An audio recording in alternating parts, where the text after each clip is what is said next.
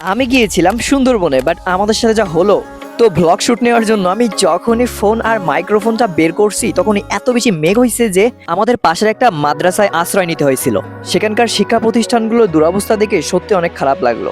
তারপর আমি সেটার ভিতরে ঢুকলাম অ্যান্ড দেখতে পাচ্ছ সেটা কেমন ছিল।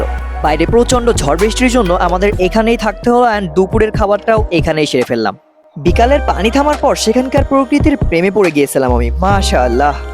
এরপর বড় ভাইদের সাথে বনের উদ্দেশ্যে রওনা হলাম। বনের যতই কাছে যাচ্ছিলাম ততই পাগল হয়ে যাচ্ছিলাম এর সৌন্দর্য দেখে। হঠাৎ ফরেস্ট অফিসাররা আমাদেরকে দেখে বললেন, মৎস্য সম্পদের নির্বিঘ্ন প্রজননের জন্য আগামী 3 মাস সুন্দরবনে প্রবেশ নিষিদ্ধ। বনের এত কাছে গিয়েও ভেতরে ঢুকতে না পারায় অনেক কষ্ট লাগছিল, বাট ফিরে আসতে আসতে ভাবলাম, দেখো যা হবার তা তো হবেই, তা আমরা কখনোই চেঞ্জ করতে পারবো না। বাট আমরা যা চেঞ্জ করতে পারবো তা হলো যে কোনো পরিস্থিতিতে আমরা ঠিক কিভাবে রিয়াক্ট করছি। অ্যান্ড প্রিয় বড় ভাইদের সাথে সত্যি মুহূর্তটা অনেক এনজয়েবল ছিল।